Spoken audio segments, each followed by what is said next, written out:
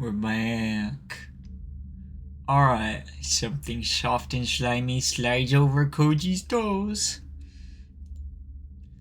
Instinct overrides his will, forcing him to turn on his light and shine it at his feet. I wonder what she looks like. The white beam reveals everything, the merciless truth that finally shatters Koji's sanity. I'm actually excited. I have no idea what they look like. Oh jeez. Terra wipes his mind of all but two words, gun and trigger. His finger responds with instant obedience.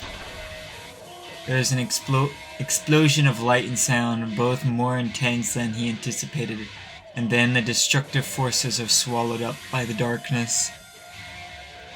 His ears are still ringing from the bang, and he hears a weak voice coming from the shadows. Koji screams and pulls the trigger again and again, certain that salvation can come only from the barrel of his gun. Light and darkness, explosion and silence, they dance before him 3 more times.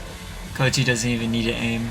The horrible creature is right at his feet, far too close to miss. Ryoko warned him how many bullets were left in the gun, but that information has already been driven from his mind. He's fucking up. Even after the cold, heavy gloom wraps itself around him once more, Koji keeps pulling the trigger like a man possessed, paying no heed to the clicking of the empty weapon. His panic-stricken legs suddenly give out, sending him down hard on his backside. Even then, he keeps firing the empty gun. He knows no other way to erase the memory of the thing that he glimpsed in the beam of his flashlight. The light, which fell from his hand during the attack, is now pointing in a different direction, and though all 4 bullets must have hit their target, they were Koji's last card to play. Yeah, he fucked! Which leaves him alone in the darkness with no way to defend himself, and just as he realizes this, a mass of rotting flesh rolls over him like a tidal wave. Hey!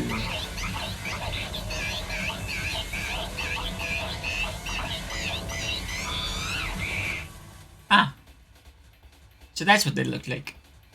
I guess it kind of makes sense. Man, the composer for this game is quite an interesting character. He can no longer even scream as the thing pushes him on his back. With fear seizing his throat in an iron grip, Koji struggles desperately against the monster as it crawls up his body towards his face. Covering his face with his left hand, he scrabbles wildly along the floor with his right, searching for a way out that doesn't exist. His mind is that of a feral animal, empty of everything but primal terror. And that is why, when his right hand closes around something hard at the last moment, he recognizes it instinctively as a weapon. Putting every ounce of strength into his arm, Koji swings the heavy object at the creature on top of him. He hears the thud of a blunt object striking something soft and wet, and then Koji's attacker rolls off him. As soon as he's able to move again, Koji leaps to his feet and grabs his new weapon with both hands, brandishing it like a charm to ward off evil. Only now does he realize that he's holding a rusty steel pipe. Wait, why isn't it doing it? Oh, there it is. The monster is still sobbing. Beat the shit out of it. Yep.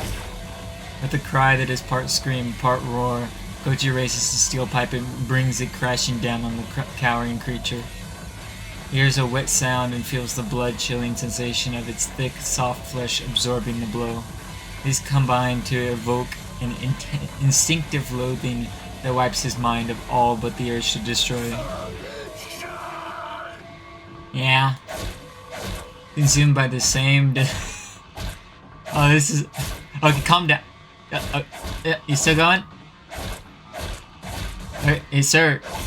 I think he... Okay, thank you. Consumed by the same desperation with which he kept firing the empty gun, Koji rains blow after blow down on his enemy. Yeah, I could tell. After the 10th blow... I should have counted. Was that 10?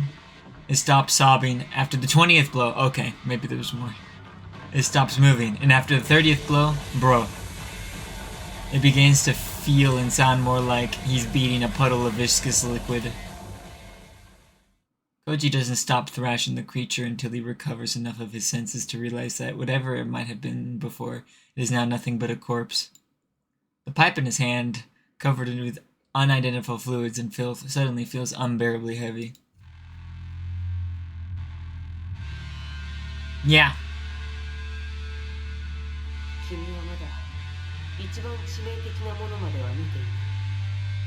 Ryoko's voice plays back in his head, and at last he knows how merciful her warning was. Now that his eyes are open as open as hers, he is able to laugh in contempt of his own foolishness. 20 years of memories in the light of the sun. If they were indeed precious to him, then he should never have come to this place. Black flames of despair rise within him, consuming fear and revulsion and pity. Only rage and hate remain. Every cell in his body cries out for vengeance, for the blood of the man who poisoned him with truth and tore him from the womb of innocence. And then Koji, slave to hate, hears the sound of someone sneaking up behind him. Koji whirls, swinging his pipe with all the force he can muster. His enemy hastily leaps back and avoids the strike. Surprised by his failure to catch Koji off guard, twisted shadows dance in the beam of the light on the floor. Readying his pipe for the next blow, Koji faces off against his second attacker. Hi! Before this moment, Koji could never have imagined that he would ever speak to his friend's name with such hatred.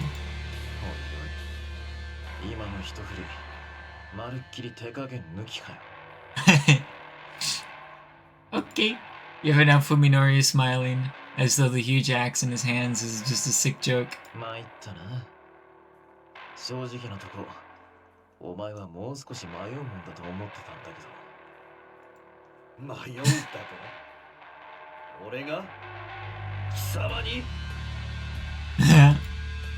Koji sneers too, unable to contain his contempt for the notion.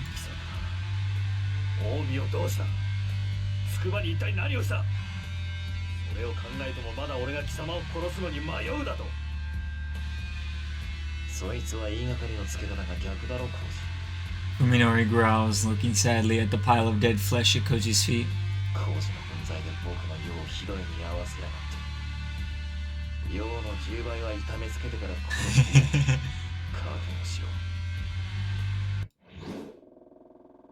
The blade of Fuminori's axe carves a murderous arc through the floor darkness. Ooh. Glittering menacingly in the faint light coming from the floor. Oh shit! Oh fuck!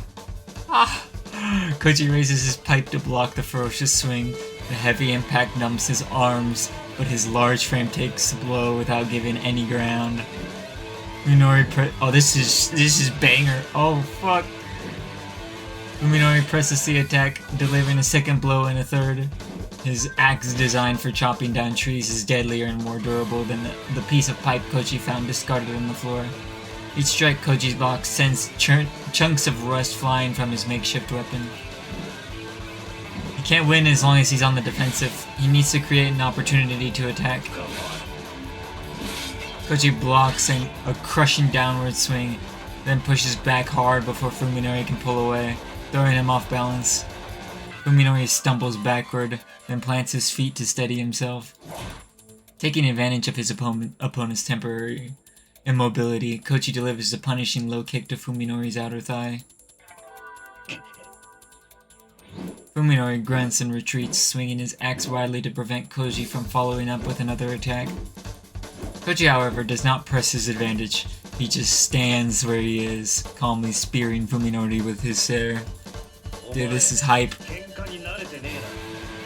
Oh jeez, that music!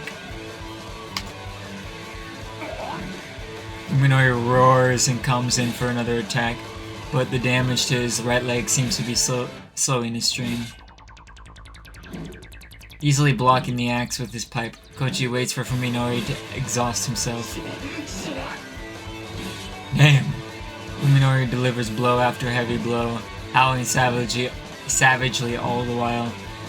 What he does not realize, however, is that the situation now favors composure, not brute force. When Fuminori raises his axe high for yet another attack, Kochi sees that his movements have grown dull enough. Seizing the opportunity, Kochi charges into Fuminori's range and grabs the haft of the axe with his left hand. As Fuminori recoils in fear, Kochi swings his pipe hard at his enemy's unprotected side. He feels the crunch of ribs breaking. The pain drives Fuminori to his knees, staring down at Fuminori's defenseless head. This base? Oh! That? Oh, damn! Holy shit, this... Oh! I need to listen to this later. This is hype. This is music, man. This is... nice. Kochi, surprised by his own lack of emotion, raises his pipe high to deliver the finishing blow, which is when something wraps itself around his left ankle. The instant Kochi panics at the unexpected sensation, something soft yet strong winds itself around his right leg and drags him to the floor before he can resist.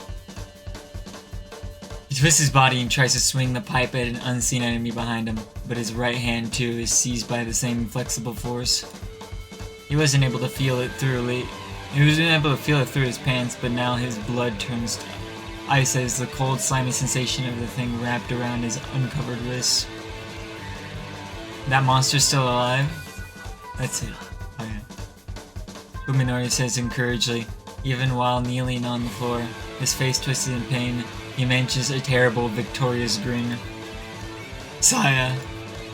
This monster is Saya. Kochi struggles desperately to free his limbs from the creature's slimy grip. But more tentacles swarm over his body, stealing his freedom of movement.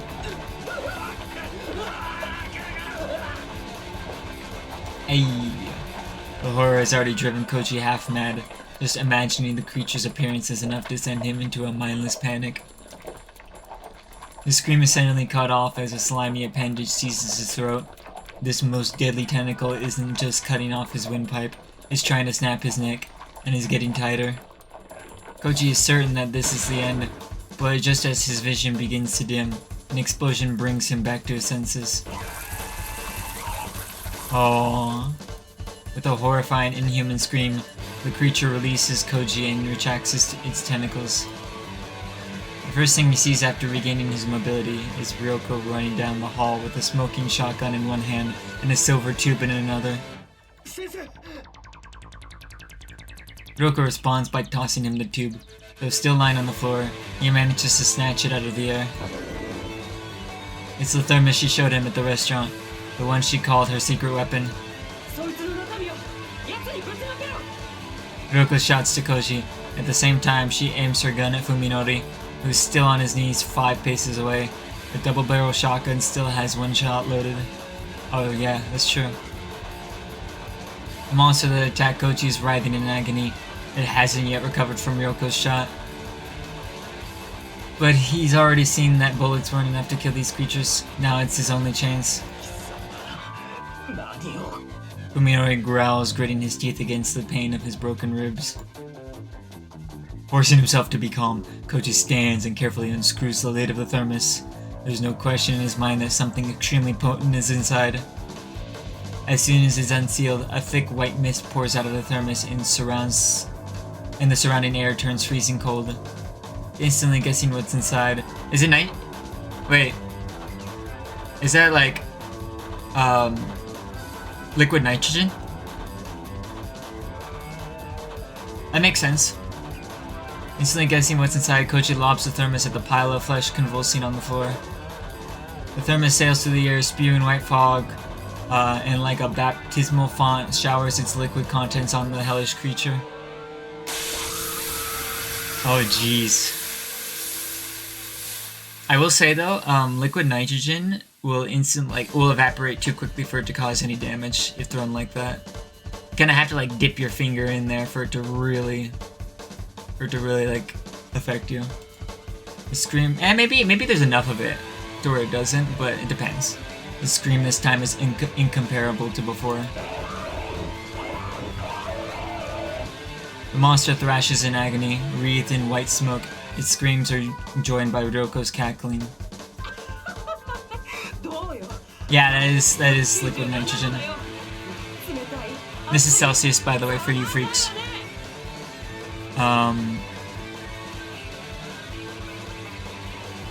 Perhaps the joy of vanquishing her nightmare was worth the last remnants of her sanity. The manic glee blazing in her eyes can belong only to a shattered mind.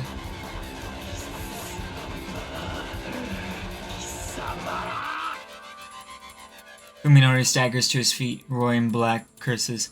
His rage seems to have drowned out the pain in his broken bones. Ryoko is not one to underestimate the threat posed by an axe.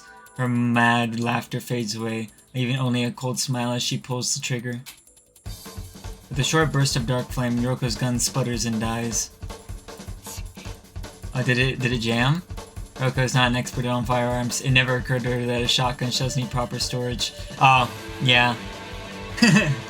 And besides, she always expected that any situation where a gun would be necessary would also be one that she would not survive. Cursing in anger and dismay, Ryoko breaks the shotgun open and awkwardly pulls the dud out. Meanwhile, Fuminori stalks toward her like a vengeful demon, the head of his axe screeching as it drags along the floor. I have to stop him. Koji tries to charge Fuminori, but only succeeds at sending himself sprawling. One of his shoes is stuck to the floor, frozen by the liquid nitrogen. Oh, really? As Ryoko fumbles in her pocket for a new shell, Fuminori closes a distance and raises his axe in both hands. Koji curses and rips his shoe free of the frozen concrete, but he knows that he'll never make it in time. Ryoko thrusts a new shell into the chamber of her shotgun and snaps it closed, then looks up to find her target. Fuminori is right before her, too close to evade, and his axe is already crashing down with the wind howling in its wake. The sound of bones shattering, tendons snapping, and flesh tearing blend together in foul harmony. The thick blade enters through Ryoko's left shoulder, plowing through her collarbone and shoulder blade, smashing several ribs and popping her lung like a balloon before stopping in the center of her chest. Her expression froze in shock by the impact. She sprays a geyser of blood from her mouth. She should have died instantly, but through some unimaginable force of will, Ryoko clings to life for a few seconds more. Grinning through blood-stained lips, she raises her shotgun.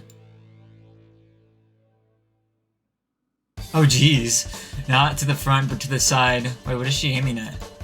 Beyond the barrel of a gun, wearing the 77-degree Kelvin mist. Huh? Like a white cloak of death. Oh, is that what that is? Is the weakly wriggling Saya. Oh jeez. Fuminori's screams vanishes into the roar of the shotgun. The destruction is absolute. The impact of the shotgun pellets obliterates the half of Saya's body that fell prey to the liquid nitrogen. The frozen particles of Saya's shattered flesh drift to the floor like snow. Even the creature's special biology is insufficient to seal a wound of this size. From the opening pour its internal organs, a tide of liquid slime and fat whose color is far too foul to belong to any living creature.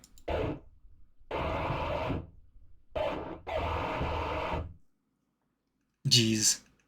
The monster convulses, wailing in a weak, pitiful voice. Saya. With his axe still buried in Ryoko's body, Fuminori stares at the dying creature, his expression utterly devoid of emotion. Koji grabs his pipe and prepares to attack Fuminori from behind, but freezes when he sees the emptiness on the face of the man he hated. Fuminori pulls his axe out of Ryoko's corpse, then looks at Koji with glazed eyes. There's no recognition in them, nor hate, nor rage. When Koji meets Fuminori's blank stare, he knows. There's nothing left in him to kill. Fuminori grips the axe closer to its head and raises it high, the blade towards his face. Koji doesn't know whether he should interfere, but even if he wanted to, What could he say to stop Fuminori? Fuminori pulls his head back slowly, then drives his face into the blade of the axe like a spring-loaded toy. His skull caves in with a dull, wet sound, and the spray of blood catches Kochi in the face. Despite Fuminori's lack of hesitation, his first attempt at suicide succeeds only in transforming his face into a hash of crimson. Fuminori pulls his head back one more time, even slower than before. Then, with every ounce of strength still left in his body, he slams it into the blood-stained axe. The sound is wetter than before. Fuminori's body goes limp, then tumbles face first into the floor. Kochi stares at the two mangled corpses for a while. He feels completely left behind, like he can't remember why he's standing in this place with the steel pipe in his left. He's standing. I'm so flustered. This is like, whoa. Why he's standing in this place with the steel pipe in his hand. The stale air filling the ruined building becomes choked with the stench of blood, and the crimson puddles gradually spread across the snow-covered floor. Yet the tranquility of the scene makes it seem like a painting. A soft, slimy sound breaks the silence. Kochi looks at the mortally wounded monster. The creature is on death's door, but even so, it moves slowly, feebly. It drags his broken body through the sea of blood. It's coming for Fuminori. Kochi had forgotten his anger, but now it comes surging back at full force. He growls and stabs the monster with the end of his pipe. It convulses in agony, but keeps crawling towards Fuminori. Kochi explodes into a frenzy of rage.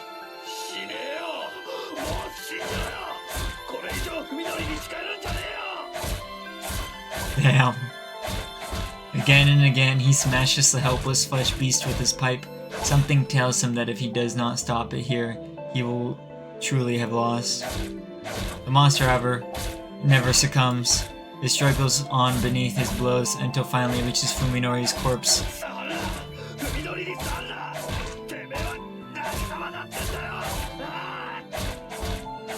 Jeez. Kochi keeps swinging, his fury unabated even as tears started to pool in his eyes. The monster's slime flies through the air, joining with the blood already covering his face.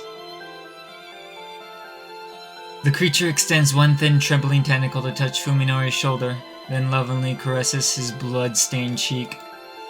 And then it stops moving. Even in its final moments, the monster would not let Fuminori go. It died joined with him. At last, Kochi knows that the world he loved is gone forever. Man. ねえねえ、今度のスキーだけどさ、今年はどっかスケートも遊べるところにしない？ Omi says enthusiastically, the exposed bones of her face clattering. Chunks of her body are missing, as though something's been nibbling on her. It makes her look a lot thinner. She's been worried about her weight recently, but now she shouldn't need to diet. No!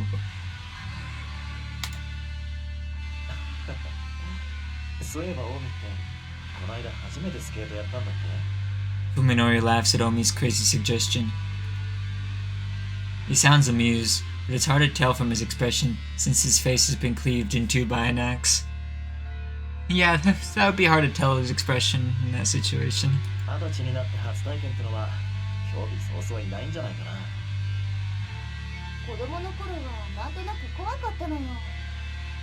Oh jeez, this is the throwback.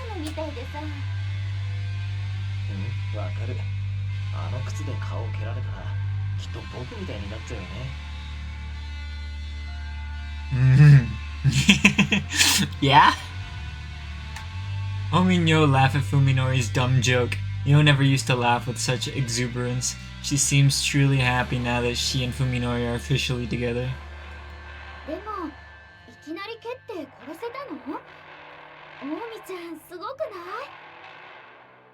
Huh? 容量はバットとそう変わるもんじゃないからな。思い切り振り回して、斧頭の重さに任せて叩きつける感覚とか。海のりにそう言われたもんだからさ、騙されたと思ってやってみたわけよ。そうしたらもう楽しくって。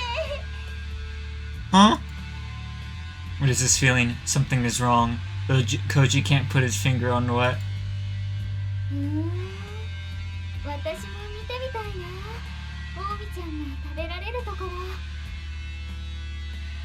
Ah, that's it. When he sees Yo's envious smile, Koji finally realizes what's bothering him. なあつくば、どうしたのコウジ君。お前だけなんで普通なんだ。 Yo tilts her head quizzically, like she doesn't understand what he means. 普通って私はいつも普通だけど。でもお前確かあの時。ああ、Yo nods in understanding. なんだ、私がコウジ君と違う姿になってた頃のこと？ずいぶん昔の話じゃない。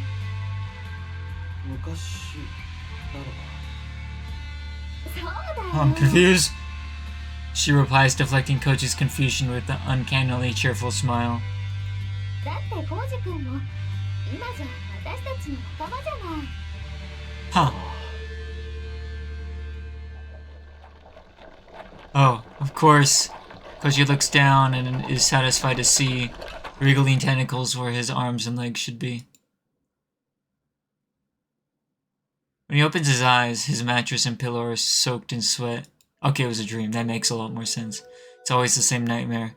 He doesn't know how many times he's had it, but at least he's not leaping out of bed screaming anymore. He sits up, clutching his throbbing head. It's 4 in the morning. He hasn't had nearly enough rest, but he probably won't be able to get back to sleep tonight. Time for a smoke. A full pack will last him until dawn. Now, where did he put the pack he bought yesterday? Koji wanders sleepily into the den, where yet another old friend is waiting for him. Huh? Oh, no, she couldn't have lived. 先生、いたんですか。 Ruko's chopped up corpse is sitting at his dining table, looking as deathly pale as ever as she sips coffee from a mug. Okay, is he dreaming again, or is he just kind of... is he just insane now?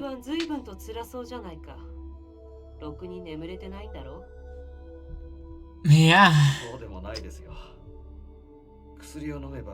Ah, he's on his meds! Couldn't be me. Koji says amicably as he sits down across from her. Hallucinations like these are easier to deal with than elaborate nightmares like the ones he just had. They should probably worry him more though. I mean...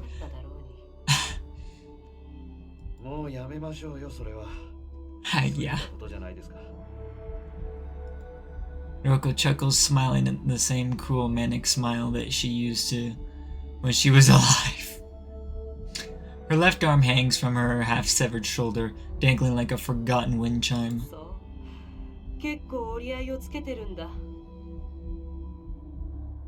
先生だってそうだったんでしょう。普段は優秀な脳外科医で通用してたんだ。Yeah. 上辺だけ取り繕うだけならそんなに難しいことじゃないからね。The corpse shrugs her intact right shoulder and grimaces in disgust as she takes another sip of her で coffee. もね、多分この先はもっと悪くなるよ。心の傷は時間が癒してくれるけど。 Yeah. まあ言ってみれば毒に感染したようなものだから。 She's probably right. Everyone dreams at night, no matter how dim the memories may get. The nightmares will always be there to tear into Koji with fresh fangs. The insanity that has taken root in his heart will grow, eventually consuming everything that's left inside of him. 俺の場合、先生っていう前例を見て学んでますからね。抜かりはありませんよ。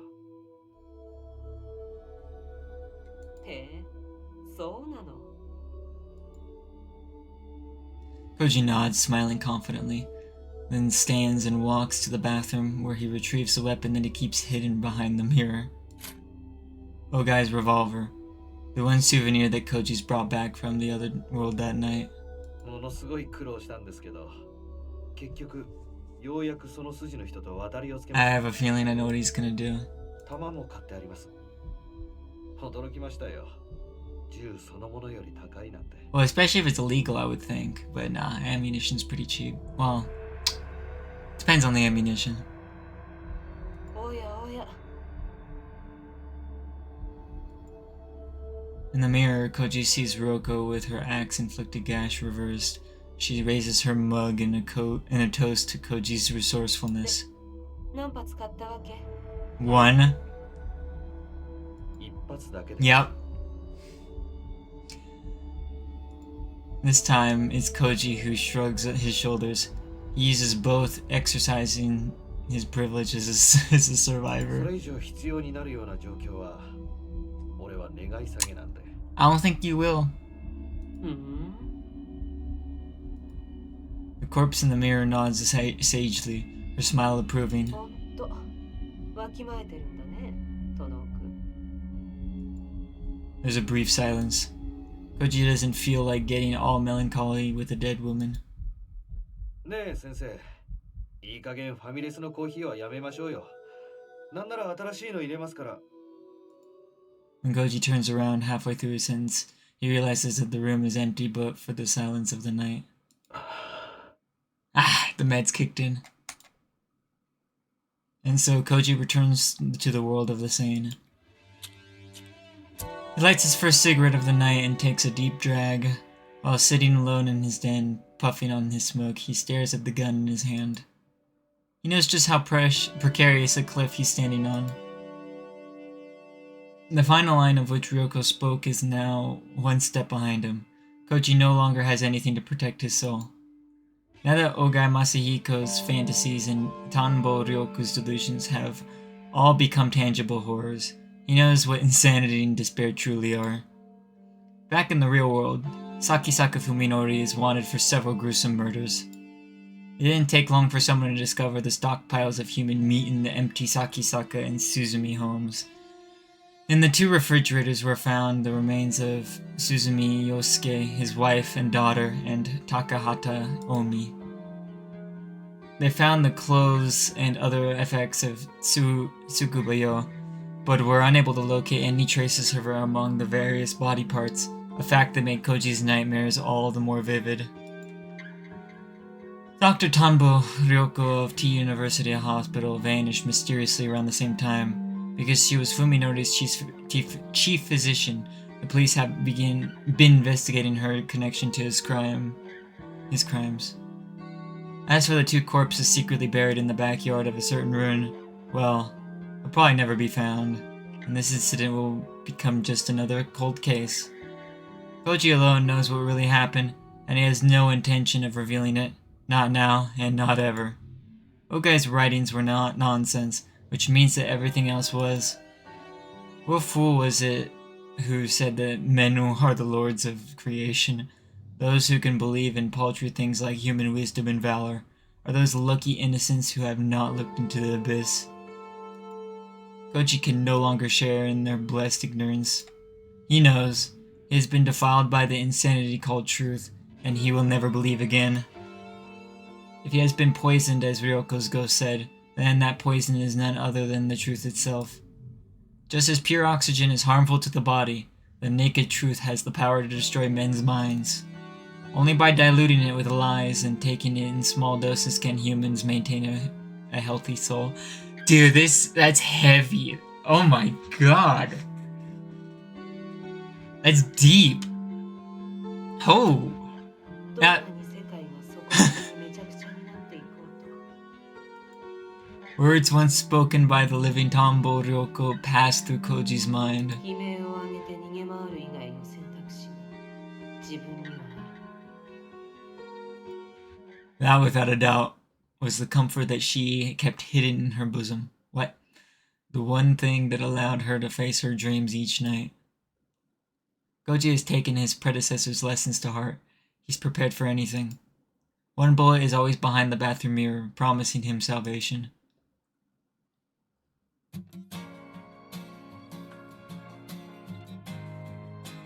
Oh, I thought he was gonna kill himself. Maybe he's just, you know, just in case he decides to. Either way, damn, this was a good game. Like, there were some parts of it where I was just like, oh, this is just going over the top. But, like, it never did that far enough to really, like, diminish the quality.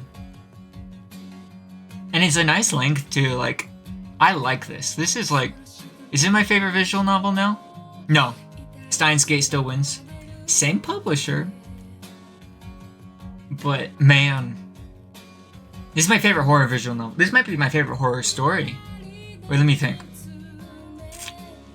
I mean, the problem is, most horror stories suck. And I haven't really consumed many of them, so it's a pretty low bar to reach for me. So yeah, this is my favorite horror story.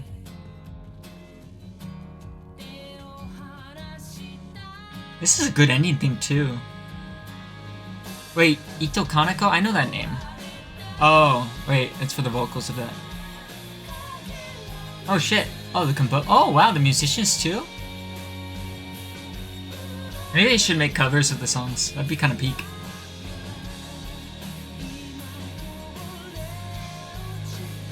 Nitro-kun. But man, this was intense. But I honestly, that was a really good ending for how depressing it was. I feel like it's gonna hit me harder later because it's still like shock for me. But one thing I will say before this ends and then I end the video because it's going a little long, I am 100% playing the other endings. Like, I'm gonna do that right now, but obviously in the next video, but you know, haha. Nitro Plus. Oh no, English localization team, ah! Honestly, they didn't do that bad. I didn't find anything weird in the localization, so props to them. Maybe there is something, but it's nothing that reached out at me, so good job. It's probably because this is oh no, I don't know when they localize this. So, who knows when it was. Usually older localizations are a little more faithful because you actually have people that care about the game. Or, well, just, yeah. Man, I haven't seen this in a minute. Well, I do see it every time I open the game, but you know. Peak. And with that, bye-bye.